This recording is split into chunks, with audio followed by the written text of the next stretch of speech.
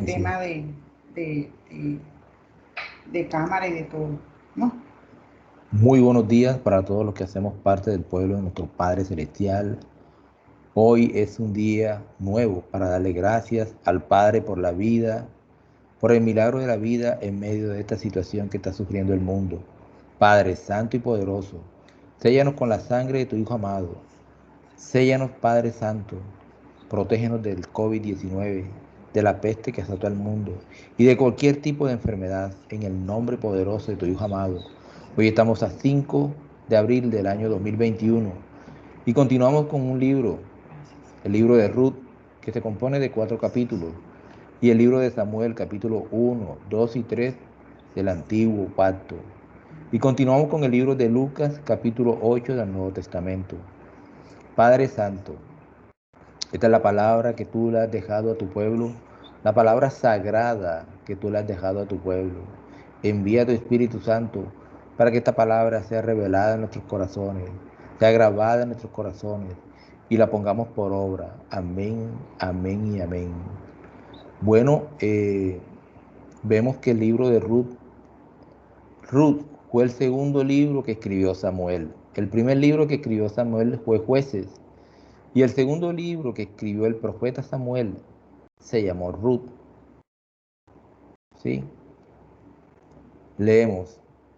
En el capítulo 1, en el tiempo en que los jueces gobernaban al país, hubo allí una época de hambre. Entonces un varón de Belén de Judá emigró a la tierra de Moab, una tierra pagana que no creía en el Señor, junto con su esposa y sus 2 hijos.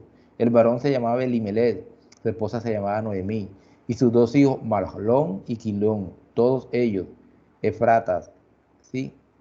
De Belén, de Judá. Cuando llegaron a la tierra de Moab, se quedaron a vivir allí, pero murió Elimelech, esposo de Noemí, y ella se quedó sola con sus 2 hijos. Entonces se casaron con mujeres moabitas. Miren que estas personas creyentes se casaron con otras mujeres, con mujeres moabitas, un pueblo o una nación pagana.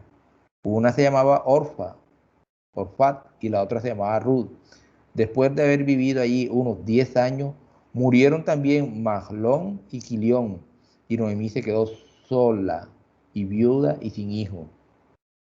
Noemí regresó de la tierra de Moab con sus 2 nueras, porque allí se enteró de que el Todopoderoso había acudido en ayuda de su pueblo al proveerle alimento. Y Noemí le decía a sus 2 nueras: vuelvan, miren, vuelvan cada una a la casa de su padre, a la casa de su madre, que el Todopoderoso las trate a ustedes con el mismo amor y lealtad que ustedes han mostrado con los que murieron y conmigo. Pero ella les decía: nosotros volveremos contigo a tu pueblo. Pero Noemí les insistía que regresaran a su tierra y se quedaran en su tierra. Una vez más ellas alzaron la voz desdichada en llanto. Luego Orfa se despidió de su suegra con un beso, pero Ruth se aferró a ella. Mira, dijo Noemí, tu cuñada se vuelve a su pueblo y a sus ídolos, vuélvete con ella. Pero Ruth le respondió: no insistas en que te abandone o en que me separe de ti, porque iré donde tú vayas y viviré donde tú vivas. Tu pueblo será mi pueblo y tu Elohim será mi Elohim. Miren la frase que lanza Ruth a su suegra Noemí. Porque iré donde tú vayas y viviré donde tú vivas. Tu pueblo será mi pueblo y tú, Elohim, será mi Elohim. Ahí hace un juramento delante de ella. Ella era moabita y dice: tu pueblo será mi pueblo y tu Elohim será mi Elohim. O sea, el Dios de ella iba a ser el Dios de ella. Increíble. Se convierte a su pueblo. Moriré donde tú mueras y allí seré sepultada. Que me castigue el Todopoderoso con toda severidad si me separo de ti algo que no sea, que me separe de ti algo que no sea la muerte. Y vemos que esta mujer, Ruth, Ruth, se aferra a Noemí, se aferra a Noemí. Entonces las dos mujeres siguieron su camino hasta llegar a Belén. Apenas llegaron, hubo una gran conmoción en todo el pueblo a causa de ella. ¿No es esta Noemí?, se preguntaban las mujeres del pueblo. Ya no me llamen Noemí, respondió ella, llámeme Mara, porque el Shaddai ha colmado mi vida de amargura. Cuando llegaron a Belén, apenas empezaba la cosecha de la cebada. Y vemos en el capítulo 2 que Ruth se encuentra con Boaz, un pariente del esposo de Noemí, en este caso de Elimelech. Noemí tenía por parte de su esposo un pariente que se llamaba Boaz. Era un varón rico e influyente de la familia de Elimelech. Y Ruth le dice a Noemí, voy a salir al campo a recoger, a cegar la cebada. Y dio la casualidad que Ruth llegó al campo que le pertenecía a Boaz, al pariente de Elimelech. Y ella se quedó ahí recogiendo. Igual llegó y preguntó a sus criados, a sus segadores, quién era ella. Y ellos le contestaron que era Ruth, la nuera de Noemí. Y él se acordó de Noemí, que era pariente de él a través de su esposo, Elimelech. Y Boaz protege a Ruth de tal manera que Ruth le cuenta toda a Noemí de lo que pasó. Y viene Noemí y le dice a Ruth, que lo vemos en el capítulo 3, Noemí aconseja a Ruth a ir a la era de Boaz. Un día, en el capítulo 4, en el capítulo 3, un día su suegra Noemí le dijo, hija mía, ¿no debería yo buscarte un hogar seguro donde no te falte nada? Y le aconseja, esta noche Boaz va a dormir en la era. Vino, la vistió muy bien, le colocó perfume. Cuando él esté dormido, tú te acercas, le destapas los pies y te acuestas al lado de él. Noemí le dice a Ruth todo lo que va a hacer y Ruth viene y hace todo. Se va a la era, cuando está acostado Boaz durmiendo, cuando está durmiendo viene ella, le destapa los pies y se coloca sobre sus pies, se acuesta ahí. De repente se despierta Boaz y le pregunta, ¿quién eres? Le preguntó, soy Ruth, tu sierva. Extiende, extiende sobre mí el borde de tu capa, ya que usted es un pariente que me puede redimir. Boaz podía redimir a Noemí porque era pariente del esposo de Noemí y de acuerdo a la ley del Padre Celestial para su pueblo se podía hacer tal como lo leímos en Levítico en su momento. Que el Todopoderoso te bendiga, hija mía. Y Ruth regresa a Noemí y le cuenta todo lo que pasó. Y Noemí le dice, quédate tranquila, que este varón va a solucionar este problema hoy mismo. Y vemos en el capítulo 4 que Boaz llama al pariente más cercano y le dice que debe redimir a Noemí comprándole la tierra y que a su vez debe casarse con Ruth. Pero el pariente más cercano le dice que no va a aceptar eso y que le cede los derechos para que él pueda redimir a Noemí. Y ante los ancianos, Boaz hace que su pariente más cercano coge como testigo a los ancianos y hace que el pariente más cercano diga las palabras que debe decir, no acepto, tú redime a Noemí. Entonces Boaz se casa con Ruth, la moabita de un pueblo extranjero, se casa con Ruth. Así que Boaz tomó a Ruth y se casó con ella. Cuando se unieron, el Todopoderoso le concedió quedar embarazada, de modo que tuvo un hijo. Las mujeres le decían a Noemí, alabado sea el Todopoderoso, que no te ha dejado hoy sin ninguna salvación, que llegue a tener renombre en Israel. Este niño renovará tu vida te sustentará en la vejez, porque lo ha parido tu nuera, que te ama y es para ti mejor que 7 hijos. Noemí tomó al niño, lo puso en su regazo y se entregó a criarlo. Las vecinas decían, Noemí ha tenido un hijo, y lo llamaron Obed. Este fue el padre de Isaí, padre de David. Así que este es el linaje de Pérez. Pérez fue el padre de Son, que Son el padre de Ran, Ran el padre de Aminadab, Aminadab el padre de Nazón, Nazón el padre de Salmón, Salmón el padre de Boaz, Boaz el padre de Obed, Obed el padre de Isaí, e Isaí el padre de David. Miren cómo el Padre Celestial tiene todo bien planeado y todo bajo su control. De una mujer moabita, de una nación extranjera, con Boaz, hebreo, nace y viene el linaje del rey David. ¿Y quiénes eran los moabitas? Una nación que había salido de la unión de Lot con sus hijas cuando lo emborracharon, y está en Génesis. Salió Moab, un hijo llamado Moab y uno llamado Admón, donde salieron los amonitas, enemigos del pueblo del Creador. Pero esta mujer se entregó a su pueblo. Es un libro muy Amén. interesante.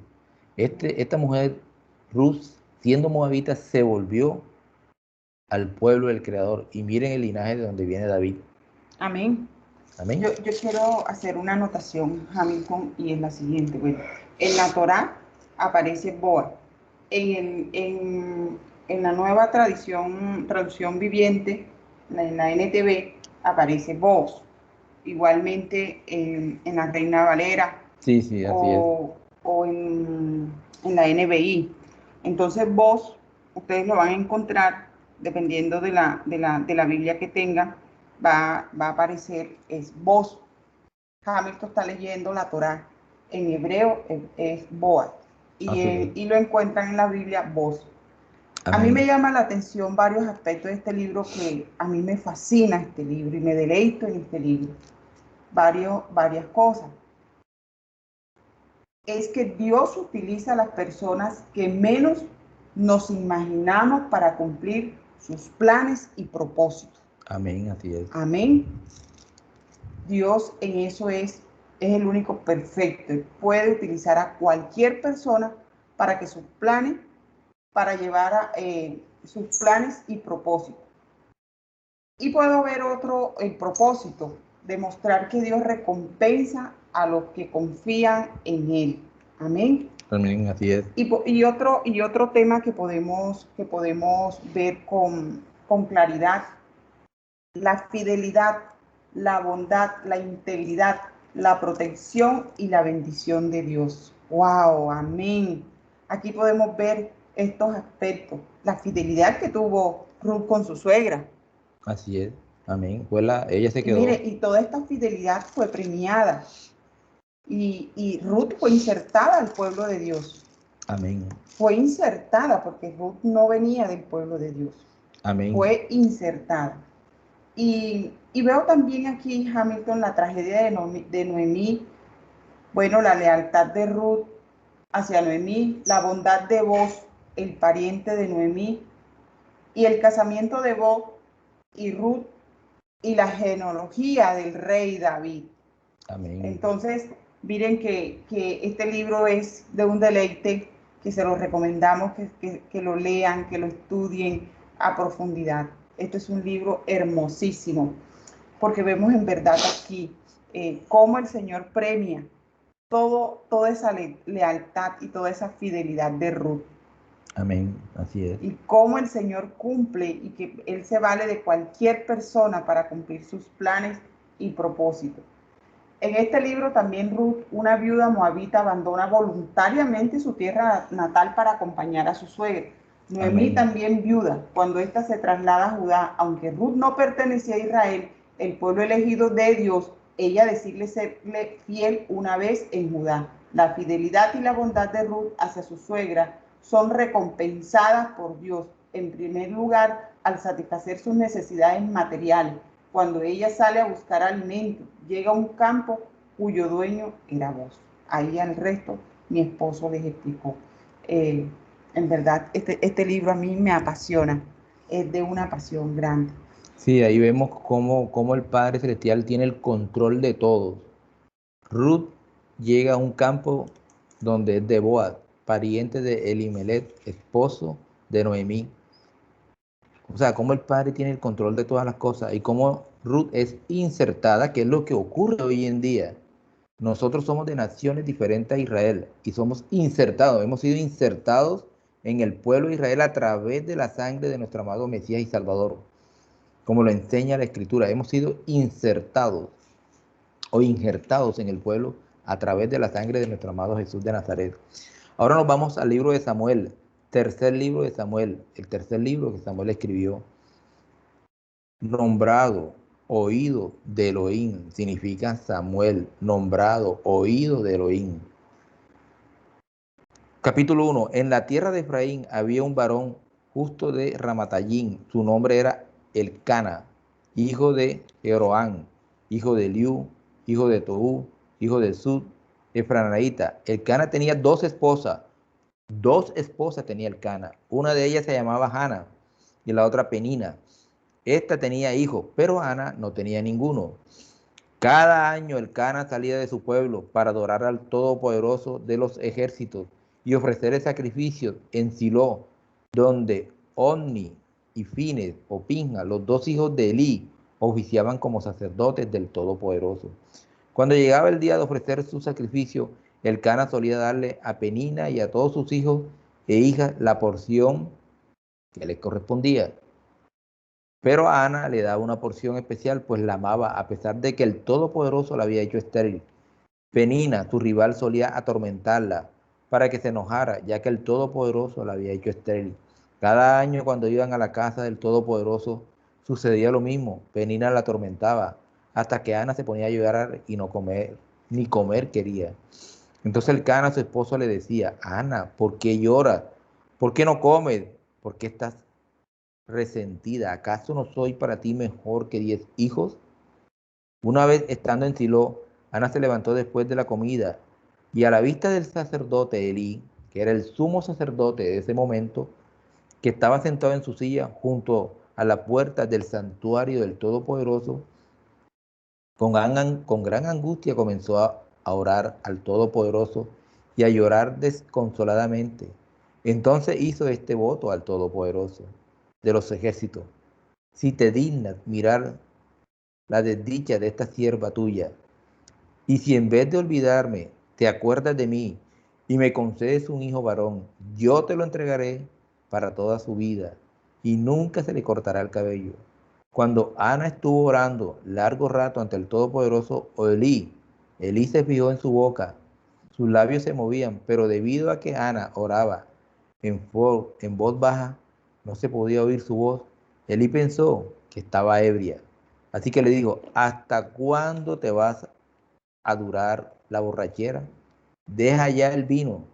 No, mi señor, no he bebido ni vino ni sidra. Solo soy una mujer angustiada que ha venido a desahogarse delante del Todopoderoso. No me tome usted por hija de Beliar. He pasado este tiempo orando debido a mi angustia y aflicción.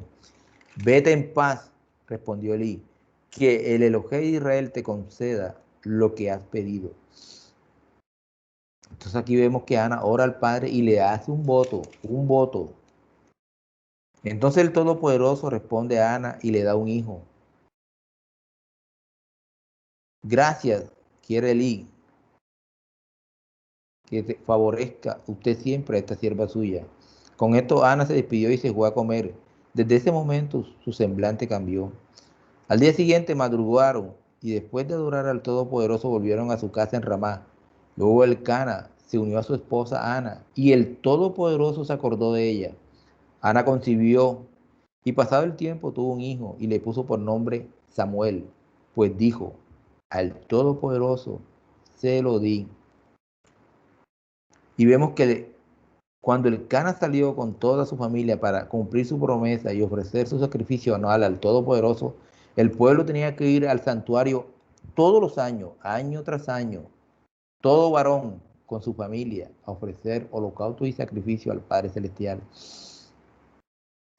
Y el Padre Celestial bendice a Samuel. Y en el capítulo 2 vemos que Ana hace una oración profética porque tuvo un hijo. La estéril ha parido 7 veces, pero la que tenía muchos hijos languidece. Del Todopoderoso viene la muerte y la vida. Él nos hace bajar al sepulcro, pero también nos levanta. El Todopoderoso da la riqueza y la pobreza. Humilla, pero también enaltece.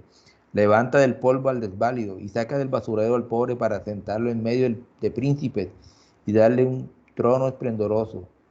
Del Todopoderoso son los fundamentos de la tierra, sobre ellos afianzó el mundo. Él guiará los pasos de sus leales, pero los malvados se perderán entre las sombras. Nadie triunfa por sus propias fuerzas.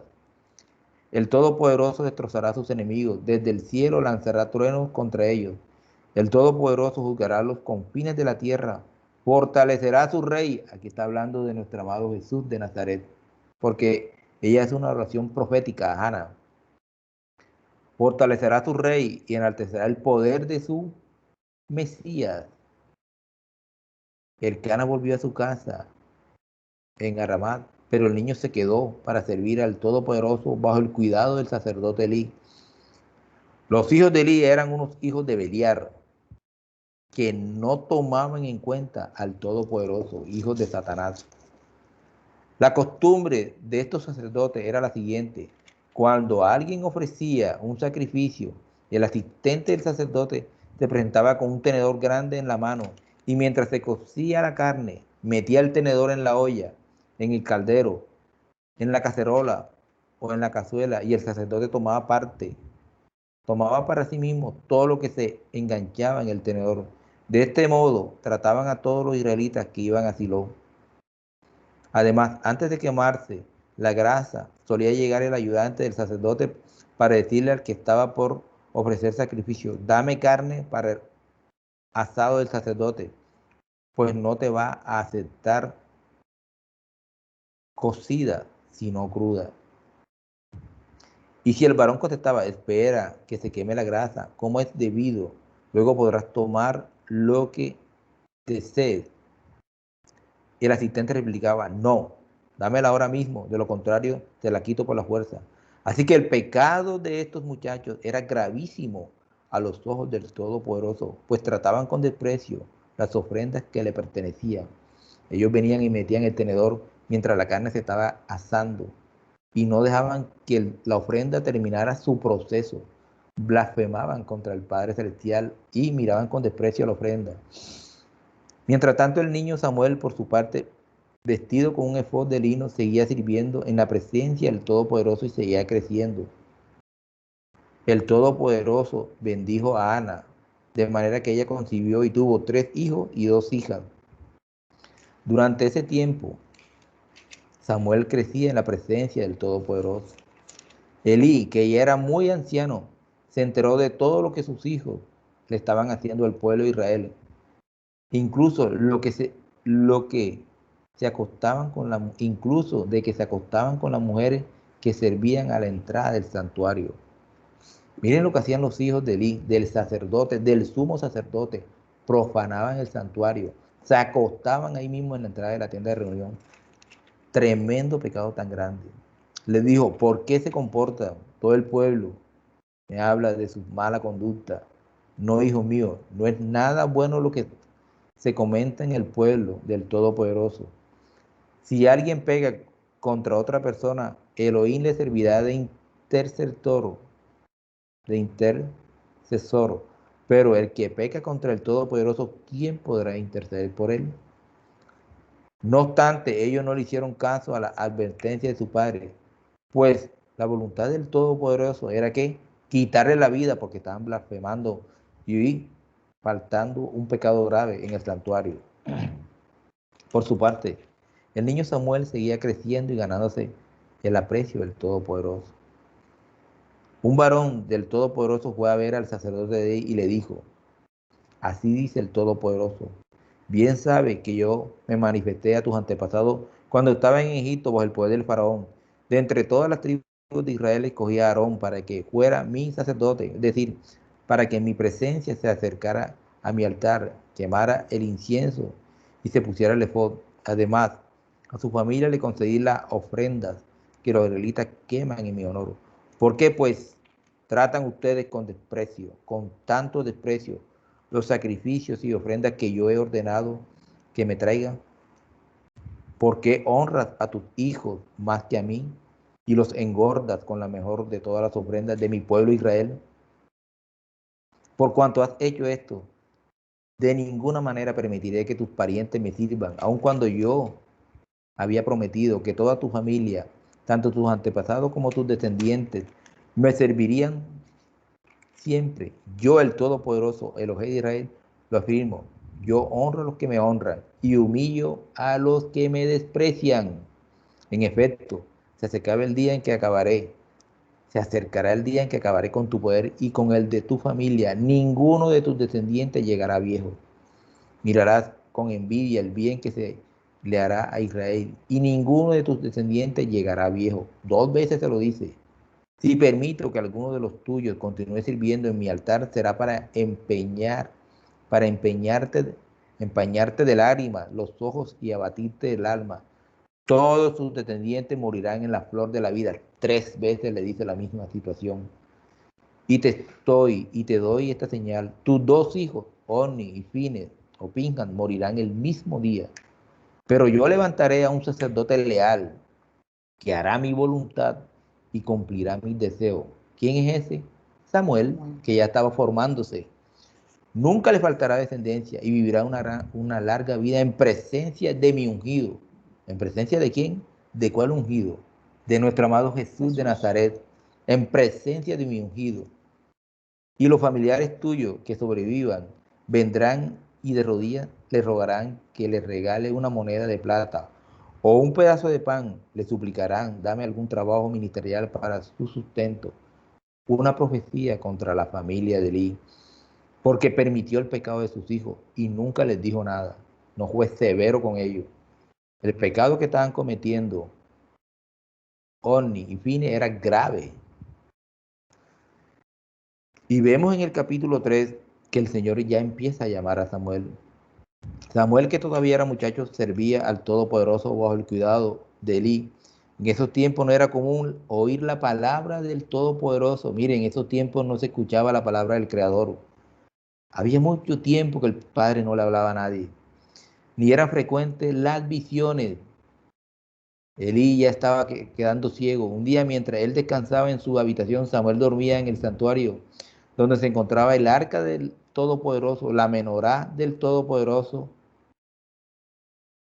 Todavía permanecía encendida. Miren donde dormía Samuel, en la presencia del Creador, donde no podía entrar nadie ahí. Él dormía ahí, el chico dormía ahí.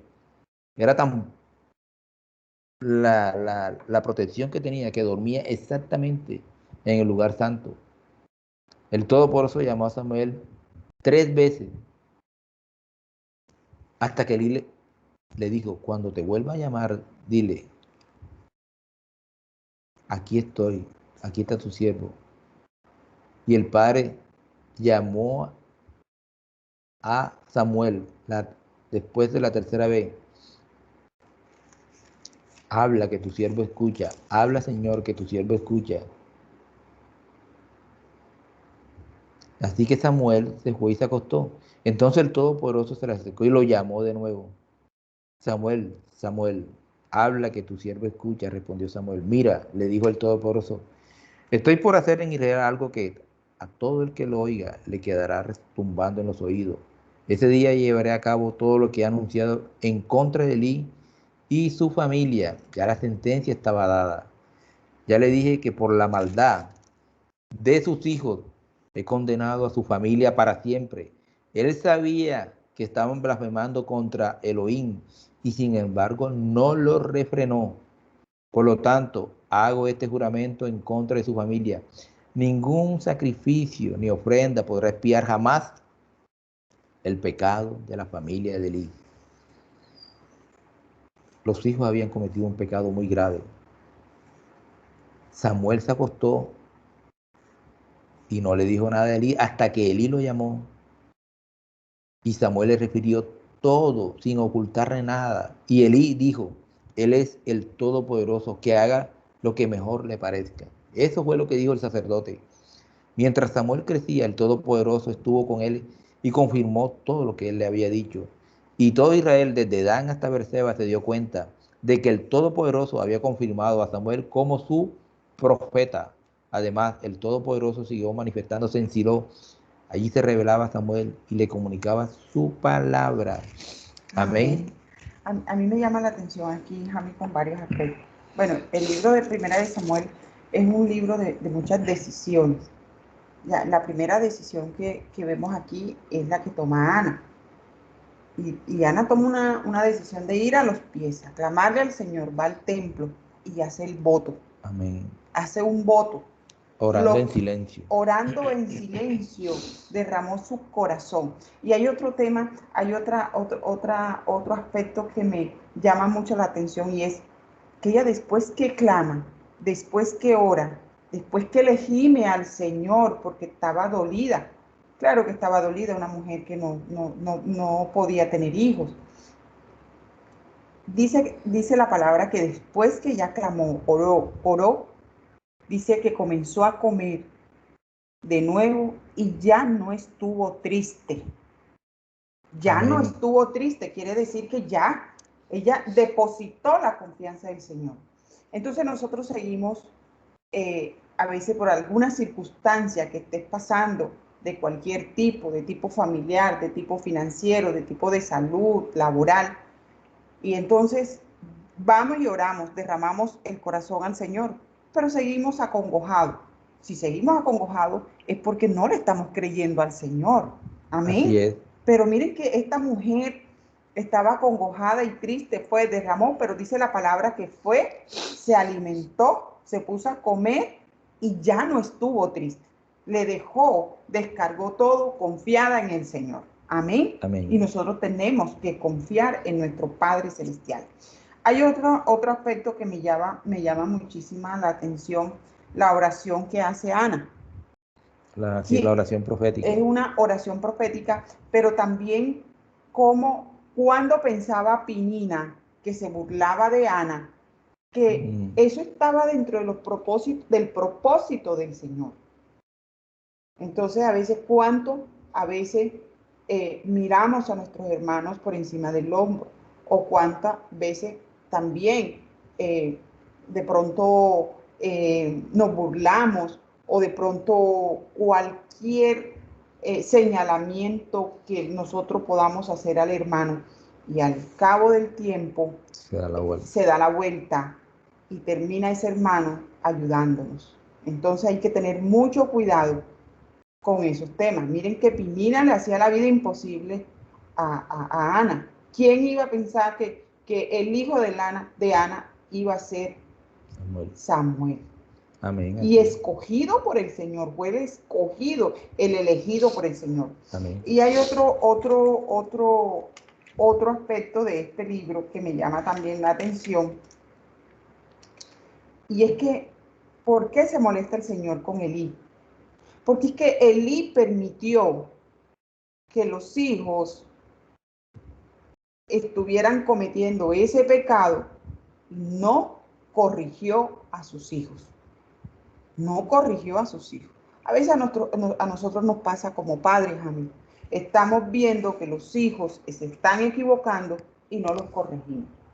Cuando los hijos están dentro del techo de sus padres, los padres, nosotros como padres, no podemos permitir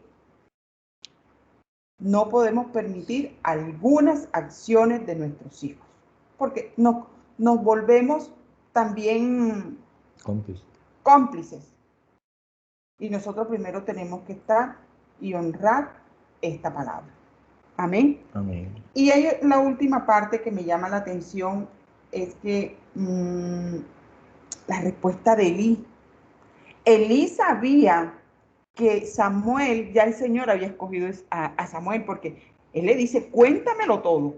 Sí. Cuéntamelo todo, y no me puedes ocultar nada. Y Samuel le contó lo triste, lo que les iba a pasar, tanto a él como a sus hijos, A su descendencia, todo. a toda su descendencia. Pero miren lo que contestó también Elí.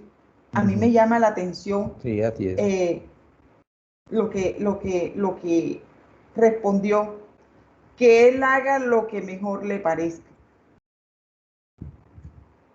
Así se lo dijo, Elí le dijo, que él haga, que el Señor haga lo que mejor le parezca. Sí, fue una respuesta sabia porque el dueño de todo es ¿Ya? Él. Porque aquí que vemos que el dueño de todo es el Padre Celestial, Él creó la tierra, el cielo, el mar, todo lo que existe. Amén, así es. Amén. Amén. Bueno, ahora nos vamos al libro de Lucas, capítulo 8, las mujeres que ayudan a Jesús. Capítulo 8. Después de esto, Jesús viajó de pueblo en pueblo y de aldea en aldea, proclamando el mensaje del Evangelio del reino del Todopoderoso. Con él estaban los 12 y un número de mujeres, los 12 y un número de mujeres que habían sido sanadas de espíritus malignos. Muchas mujeres que habían sido sanadas de espíritus malignos y enfermedades. María, llamada de Magdalena, de quien habían salido 7 demonios. María de Magdalena tenía 7 demonios que el Mesías sacó de ella. Juana, la mujer de Cusa, y el ministro de finanzas de Herodes, el ministro de finanzas de Herodes, Susana y muchas otras mujeres que le asistían con su propia riqueza. O sea, Jesús estaba bien acompañado. Después que se reunió una gran multitud de personas que llegaban a él de todos los pueblos, Jesús contó esta parábola, la parábola del sembrador. Un campesino salió a sembrar su semilla y al sembrarla, parte cayó a lo largo del sendero y fue pisoteada, y las aves que volaban por los alrededores se las comieron. Parte cayó sobre la roca y después de germinar murió por falta de humedad. Parte cayó en medio de albrojos y creció entre ellos, pero los albrojos la ahogaron, pero parte cayó en tierra fértil, creció y produjo 100 veces más de lo que se había sembrado. Después de decir esto, hizo un llamado, el que oye, que obedezca. Sus discípulos le preguntaron el significado de esta parábola y él les dijo, a ustedes les he dado saber los secretos del reino del Todopoderoso, pero al resto se les enseña una parábola para que ellos puedan mirar pero no ver, oír pero no entender. Nosotros se nos ha revelado el secreto del reino, la salvación a través del Mesías. Amén. Pero muchos y miles de millones siguen ciegos en el mundo sin darse cuenta dónde están. La parábola es esta. La semilla es el mensaje del Todopoderoso. Los que están a lo largo del sendero son los que oyen, pero Satanás viene y saca el mensaje de sus corazones para evitar que se salven y confíen en el mensaje. Miren lo que dice la escritura, que también está en Mateo y Marco. Satanás saca el mensaje de sus corazones para evitar que se salven. ¿Se salven de qué? Se salven la resurrección, la salvación, juicio de salvación. Y Amén. confíen en el mensaje. Hace que uno desconfíe del mensaje y el mensaje es verdadero. Los de las rocas son aquellos que cuando oyen la palabra la aceptan con alegría, pero estos no tienen raíz y confían por un tiempo, pero cuando viene la prueba, apostatan, se pierden y no creen. En cuanto a los que caen en los abrojos, son los que oyen, pero a lo largo de su caminar, son ahogados por las preocupaciones, riquezas y los placeres de esta vida, de modo que su fruto nunca madura, nunca dan fruto. Y se encuentran en muchas partes, en muchas religiones, van a muchas congregaciones, pero nunca dan fruto. Pero los que cayeron en tierra fértil son los que cuando oyen el mensaje se agarran de él. ¿Se agarran de qué? Del mensaje, con un corazón bueno y receptivo. Y por perseverar dan una buena cosecha. Aceptan, escuchan el mensaje. Las ovejas conocen mi voz, escucharán mi mensaje, la entenderán y me seguirán. Ese es el trigo. Esas son las ovejas. Nadie que ha encendido una lámpara la cubre con un tazón, ni la pone debajo del lecho, no la pone sobre un candelabro para que los que entren vean la claridad, porque nada está oculto que no haya de ser descubierto, nada está escondido que no haya de ser conocido y salir a la claridad. Presten atención en cuanto escuchen, porque a cualquiera que tenga se le dará más, pero a cualquiera que no tenga, aún lo que le parece tener, le será quitado. Entonces la madre y los hermanos de Jesús vinieron a verle, pero no podían acercarse a él por causa de la multitud, y se les informó: tu madre y tus hermanos están afuera y quieren verte. Y él les dio su respuesta: mi madre y mis hermanos son los que oyen el mensaje del Todopoderoso y lo ponen en práctica. Un día Jesús se subió en un bote con sus discípulos y les dijo: crucemos al otro lado del lago. Entonces salieron navegando, pero mientras navegaban, él se durmió y una tormenta de viento cayó sobre el lago, de modo que el bote se empezó a llenar de agua y poniéndolos en gran peligro. Ellos se acercaron a él y le despertaron diciendo: Rabí, Rabí, estamos a punto de morir. Él se despertó, reprendió al viento y a las aguas turbulentas. Se calmaron y todo quedó en quietud. Entonces les dijo a sus discípulos: ¿dónde está la fe de ustedes? Llenos de temor se maravillaron, preguntándose unos a otros: ¿quién podrá ser este que aún al viento y al agua ordena y le obedecen? Claro, todo lo creado por el Padre, todo lo creado por el Padre le obedece sin restricciones. Continuaron navegando y llegaron a la región de los Gadarenos, que está en la costa opuesta a Galilea. Y Jesús, al salir a tierra, un varón del pueblo, el cual tenía un demonio, un espíritu inmundo, vino a su encuentro por mucho tiempo, ya no usaba ropa, y vivía no en una casa, sino en las cuevas de la sepultura. En el cementerio vivía él, donde están los demonios. Les gusta estar ahí y en el desierto. Al ver a Jesús, gritó, cayó postrado delante de él y una gran voz dijo: Jesús, Hijo del Altísimo, ¿qué quieres conmigo? Te imploro, no me atormentes. Mire, te imploro, no me atormentes. El temor que tienen esos espíritus inmundos, el temor que le tienen a nuestro amado Mesías y Salvador. Pues Jesús había ordenado al espíritu inmundo salir del varón. A menudo se apoderaba de él. Había estado bajo vigilancia, atado con cadenas y grilletes en manos y pies, pero rompía las cadenas y era llevado por el espíritu al desierto. Jesús preguntó: ¿cuál es tu nombre? Legión. Él dijo: porque muchos demonios estaban en él.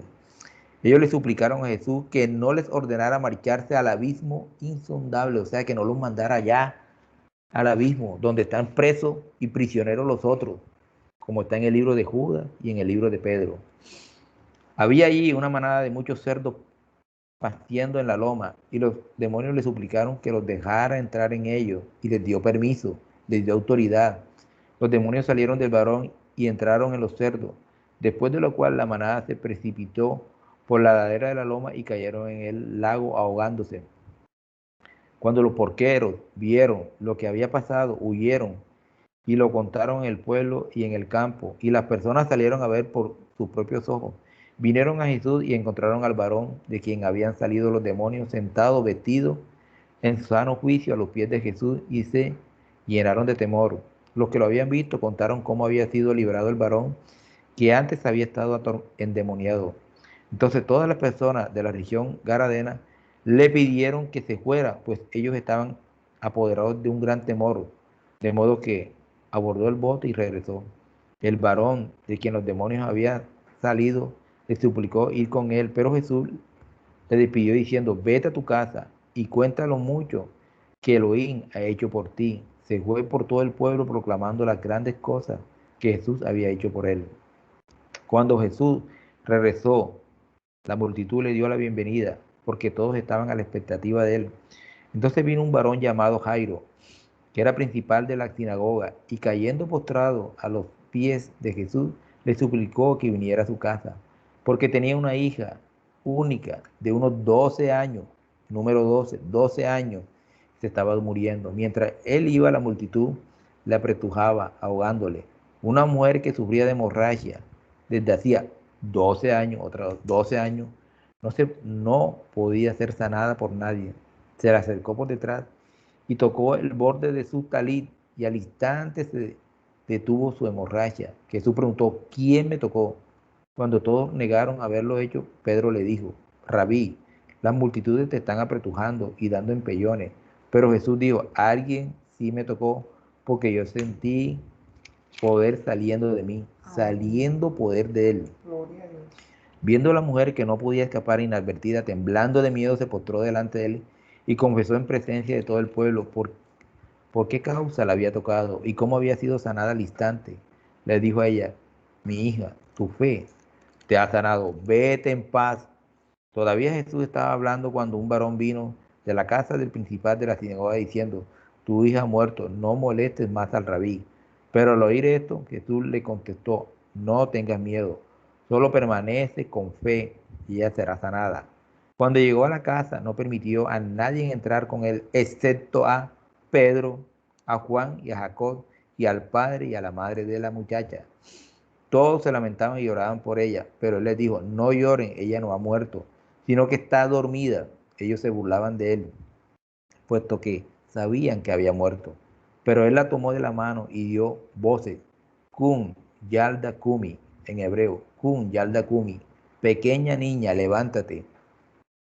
Y su aliento de vida, y su aliento de vida regresó, se levantó de una vez, y él ordenó que se le diera algo de comer. Sus padres estaban asombrados, pero él les ordenó que no dijeran a nadie lo que había sucedido. Tremendos milagros hizo nuestro amado Mesías en este capítulo. Amén. Amén. Yo quiero resaltar por tema de tiempo, Hamilton, dos cosas. Uno, vemos que nos están insistiendo, sí, la fe, cómo está tu fe y cómo se alimenta esa fe. Amén. Y lo otro que me llama la atención es, ¿dónde están los demonios? Aquí la palabra dice que en las tumbas, a las afueras de la ciudad, o sea, estamos hablando que están en los cementerios, lo que nosotros le llamamos cementerio. Ellos, los demonios, les gustan estar ahí. Nosotros como cristianos sabemos qué pasa con el cuerpo. Entonces, porque veo que hay mucha tradición que la gente le gusta ir mucho a los cementerios. Mis queridos hermanos, ¿saben dónde les gusta estar los demonios? En los cementerios. Ahí ya no está tu pariente. Ahí ya no está tu pariente. Tenemos que tener claro eso. Van a una tumba vacía, a una tumba muerta. Ahí ya no está, porque nosotros no estamos conformados solamente por el cuerpo. El cuerpo, la palabra dice, polvo eres y polvo te convertirás. Amén. Pero ahí no está tu pariente, no tienes nada que ir a hacer al cementerio. Ya lo fuiste, lo sepultaste y no debes ir más. Estás buscando es que te contamines espiritualmente, como hemos visto ya casos en algunos amigos. Y lo otro que me llama la atención es cómo alimentan la fe y cómo el Señor nos hace, Jesús nos resalta mucho el tema de la fe. Y es que así como tú alimentas el cuerpo, que desayunas, almuerzas y cenas, tienes que alimentar también el espíritu. El espíritu hay que alimentarlo con ayuno, con oración, con el estudio de la palabra, con la alabanza. Entonces, debes de tener ese espacio, darle el primer lugar a Dios y tomar la disciplina día a día de buscar ese contacto y esa intimidad con el Señor. Amén. Porque quien escoge es el Señor. Amén. Y multiplicar esa palabra. Amén. Porque no es solamente vivir aquí todos los días por los afanes de la tierra, por los afanes de este mundo, y nos consumimos en los afanes. Que el Señor nos quite, Hamilton, la venda y que nos permita ver con ojos espirituales. Amén. Amén. Amén.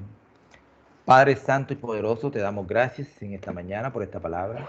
Que esta palabra caiga en buena tierra, bendito Padre Celestial, a tu pueblo. Que tu pueblo reflexione sobre tu palabra. Amén. Que seamos sellados con la sangre de tu Hijo amado. Amén. Que este día sea un día de victoria. Y esta semana sin ataques del enemigo. Acuérdate que Satanás está atacando constantemente para hacer que te aparte del Creador. Mantengámonos firmes y vigilantes. Amén. Amén y amén. Y que tengan un buen día en paz. Amén.